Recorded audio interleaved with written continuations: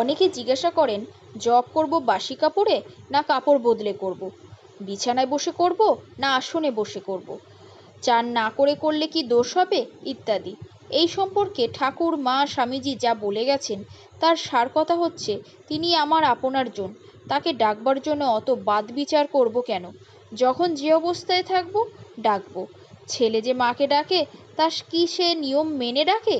বিছানায় শুয়ে মায়ের সঙ্গে কথা বলছে, খেতে খেতে মায়ের সাথে কথা বলছে, তা না হলে এরকম যদি করে যে মায়ের সাথে কথা বলবো তার আগে কাপড়টা পাল্টে নিই, গায়ে গঙ্গা জল ছিটিয়ে আসনে গিয়ে বসি, তারপর কথা বলবো, তাহলে তো লোকে নিশ্চয়ই বলবে পাগল। এও ঠিক তাই, তিনি আমার সত্যিকারের মা।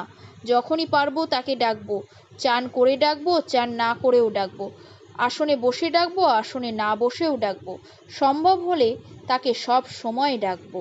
জয় মা।